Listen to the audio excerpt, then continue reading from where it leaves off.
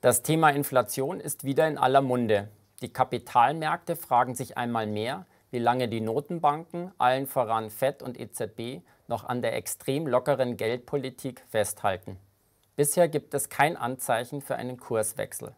Profiteure sind weiterhin Sachwerte, nicht zuletzt Gold, das nach einer deutlichen Konsolidierungsphase seit Ende Januar nun wieder auf ein Niveau um die 1.900 US-Dollar je Unze gestiegen ist.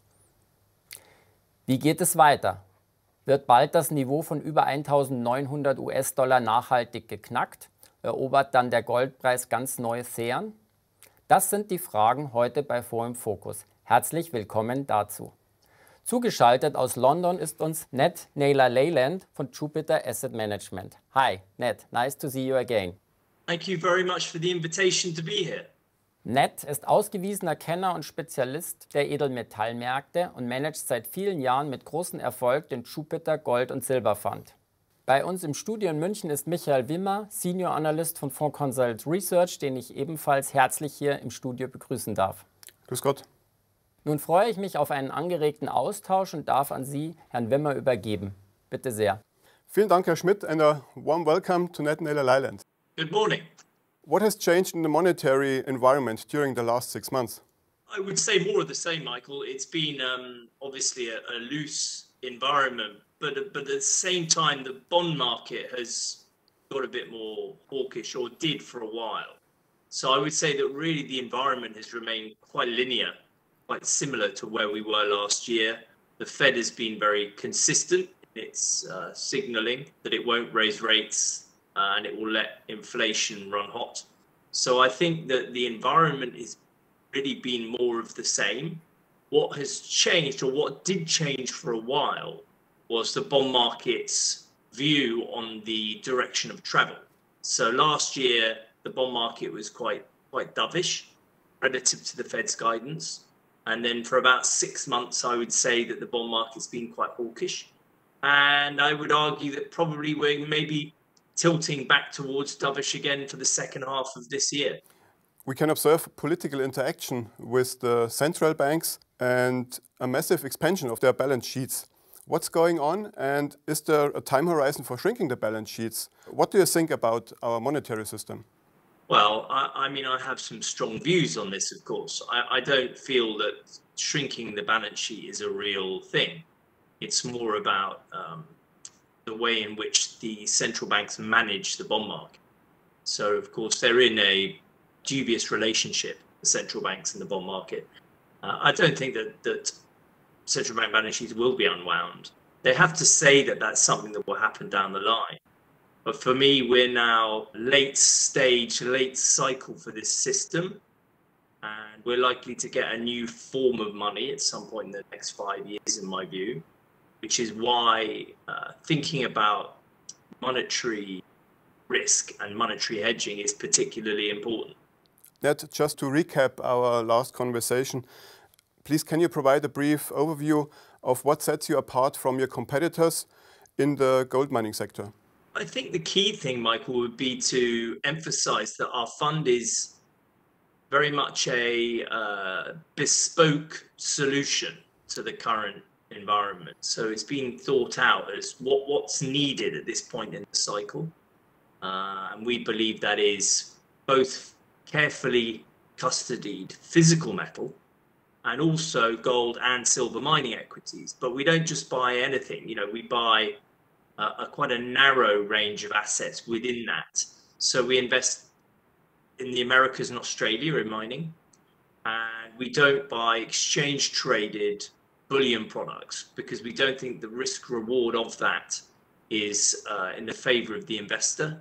And it's different if you're a trader, but as a long only investor, we think that managing the risks within our sector, as well as having a slightly different asset allocation system, is what sets us apart. And I suppose from the last 12 months, silver has been important too, and I imagine will continue to be an important differentiator as we move forward. Your team has joined Jupiter with the integration of Miriam Global Investors last year. Is there something that has changed or the process has profited from? say that there hasn't been a huge amount of change, where it's a larger institution overall now, so we have more resources generally. I think that as the product matures, then we have clearly more access in terms of distribution and in terms of the architecture of the business, but there has been very little change really. And certainly in terms of our process and the way we invest, no, there hasn't been any meaningful change. Ned, please can you explain your bottom-up analysis? Which criteria are applied to individual companies and what distinguishes attractive company for you? The short answer, Michael, is there's no specific individual thing. Of course, there are qualitative and quantitative inputs that we look at, but I like to describe this as a bit like rock sorting or ore sorting.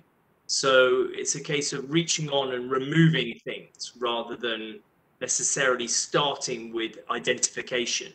So, we start with geography. We remove 2/3 or so of our investable universe based on geography. So we don't invest in Africa or Russia or Central Asia. So that narrows it down quite a bit.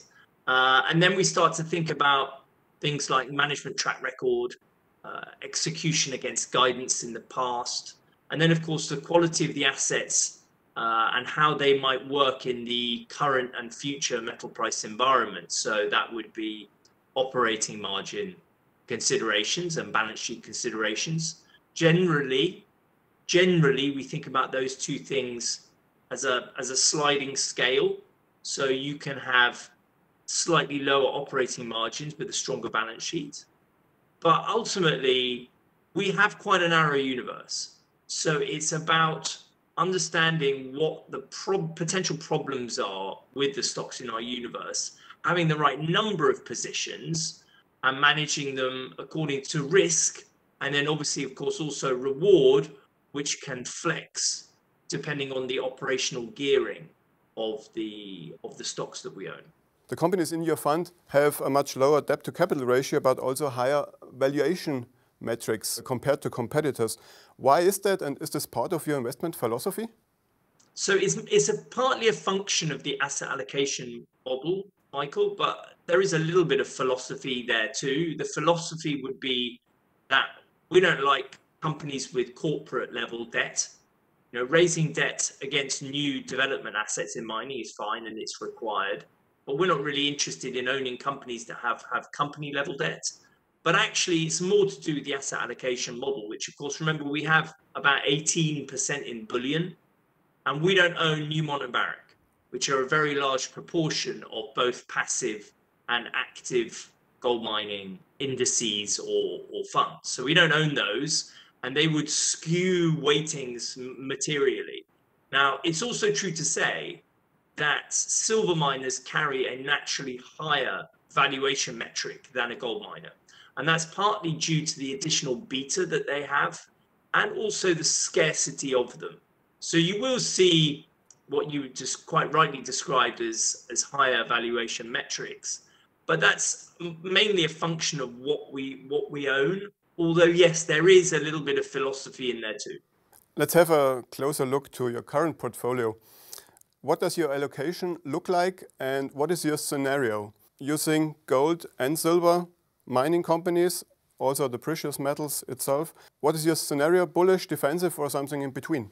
The model is firmly bullish. Now, I don't sit there and decide this. It's a systematic process based on momentum. It's a technical system. And it's bullish. And I would imagine, unless we had a very, very weak environment very quickly, that it will remain like that for a few months at a minimum, and likely for a long time. That means that we are, as I mentioned earlier, around 18% in bullion, which is equally split between gold and silver. And then the rest of the portfolio, so 80-odd%, is very nearly 40-40, gold miners to silver miners. So that's a natural neutral weighting for us when we're in the bullish model, which we are now. And I think because we've had that washback in terms of real interest rates and the bond market's view of the direction of travel, is very likely will remain in this model, having around half in silver, half in gold, looking ahead. Where do you see the greatest opportunities at the moment, and what are currently your biggest weights in the portfolio and why? So I tend to be quite consistent in what I say here. You know, I'm not likely to change my mind. We think that the best opportunities are in large development assets in good mining jurisdictions. So the best mining jurisdictions, we think, are Australia and Canada. And if you can own large development projects, you're buying them naturally cheap versus a producing mine, for example. And so long as they're large, in light of the lack of reserves and lack of viable projects, they're going to become mines. So you're buying those cheap, and generally, due to where we are in the cycle, these companies are cashed up and are drilling. So in other words, you're buying, we think these assets at a discount naturally. They also, of course, carry potential merger and acquisition premium potential, because if they are bought, they generally will go for a premium. But crucially, rather than mining out their reserves, these companies, of course, are adding to their reserves at the drill bit at the moment. So I would say that that's our favored area. Of course, we don't have all the portfolio in those, you know, that's just a slot in the portfolio. But our largest holding is one of these companies. It's called De Grey Mining. It's in Western Australia, and they have a very large development asset, which they are drilling, and they are expanding both in terms of step out, lateral step out, and at depth. And we think that those things, they don't work always. They can be quite ignored at times, but we think that that's where the best opportunity lies. And it's our bullion weighting that allows us to have a stronger view on those kinds of companies. Your product is a focused sector fund, of course. How do you apply risk management, and what means risk for you in a portfolio context? Gold and silver mining companies are a form, they are not exactly, but they're a form of call option on gold and silver. Now, they carry a lot of operating risks individually. So one of the first things to say is it's important to have a large number of these companies, and that's why, you know, we spread the risk across about 40 individual names at the moment. But ultimately, the risks are wide and varied, and they exist at the operating level. I don't consider the risk to be gold and silver falling. That's something that can happen, and of course that has to go into the way you think about the product overall. But individual company level, we're thinking about the risks of missing guidance. We're thinking about the risk of individual operating problems, and that's why we try to polish the upside potential for investors, and we do that by having silver there, but also why we remove lots of possible investments from our universe, because we think the operating variables are too risky. They're too spicy.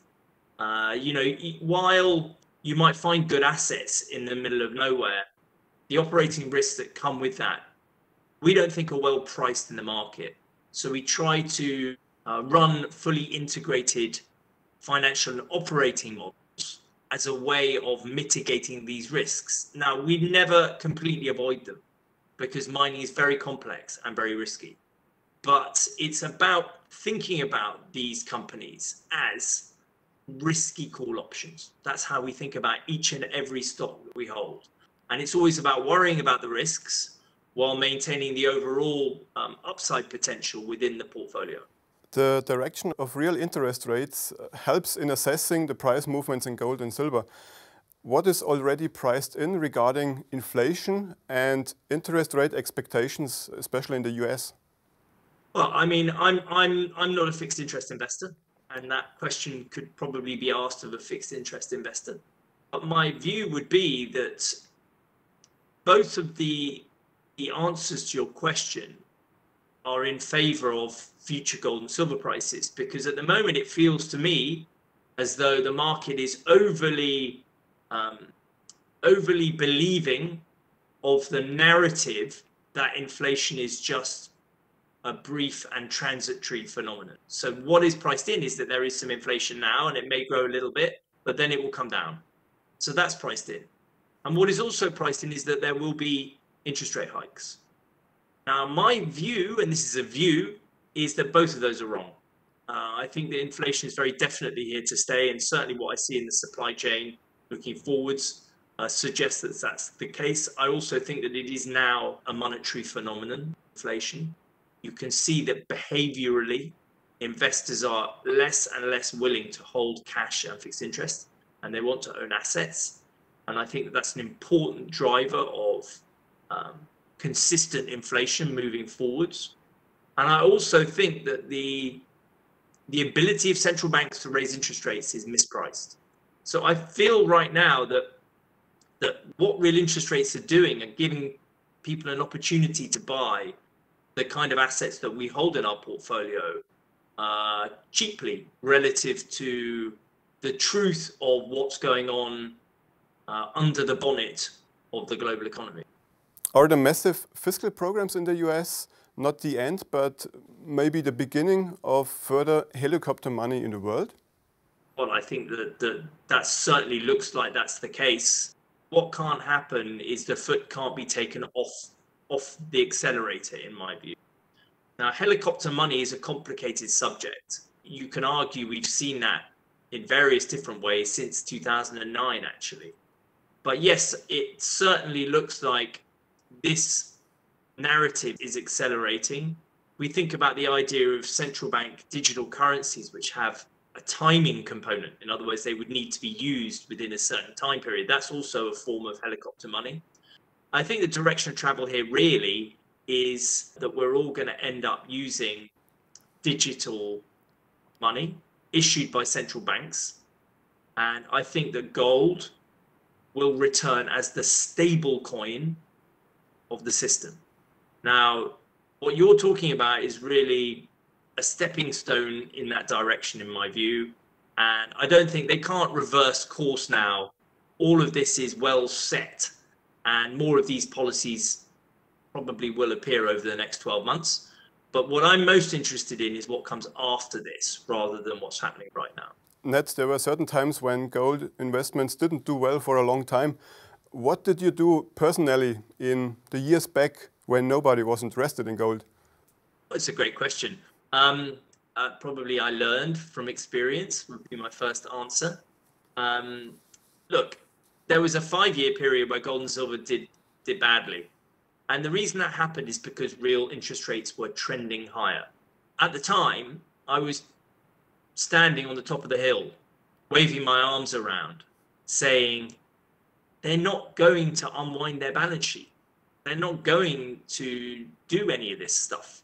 The idea that they can raise interest rates consistently and unwind the balance sheet is nonsense. Now, of course, the market didn't care. The market listens to the central bank, or rather the bond market does. So I was wrong for a long time, and I learned from the experience. But the thing about being a gold and silver investor is generally the market comes back to you, because the observations of a gold and silver investor are usually fairly sound. It's more about timing. So I think what I learned about the cyclicality of the observation. I learned more about what matters in terms of investment in our sector. So what is the right way to go about it? But also I had to sit there and wait and be patient. And sometimes that's part of an overall investment portfolio too. Is not everything should go up at the same time, Michael. I know people think it should now. That's an unfortunate change that we've seen in the last 10 years. People want every part of their portfolio rising at all times. But one of the great things about our asset class is a genuine diversifier. So there will be periods where it's not doing well and other things are. But equally, the opposite is true as well. What do you think about Bitcoin and crypto assets in general? Many of them are also non-inflatable assets. Is there a chance that we will see an allocation in your fund in the coming years? No, I won't be going back in there. I mean, you may know that I did own Bitcoin many years ago, actually. I think that I've mentioned already that for me, gold is going to be the stable coin of the new monetary system. Of course, it always was anyway. But the changes we're seeing with Basel III in terms of how gold is treated in the banking system are telling you that it is reappearing as the risk-free instrument of choice. Now, Bitcoin is never going to be the risk-free instrument of choice. There'll be people who tell you it will be, but it's an asset. It's not sound money. It's a different thing. Now, digital assets and what they call DeFi or decentralized finance is absolutely here to stay. More and more will be happening on the phone, and more will use what we call blockchain technology. But in my view, the only way this can work functionally is by having a sound, stable coin that can exist in the middle of the global decentralized monetary system. And that certainly can't be US dollars, certainly not now. I might have been able to do that 20 years ago. So in my view, it has to be gold, and it will be gold again. And what I see in the banking system is telling me we're quite close to that happening. Ned, can you give us a brief outlook of what is your expectation for gold and your fund for the next 12 months? Well, I'm certainly not going to give you percentage predictions, Michael, but I think that we are in a very good position now. I think that silver in particular looks very exciting.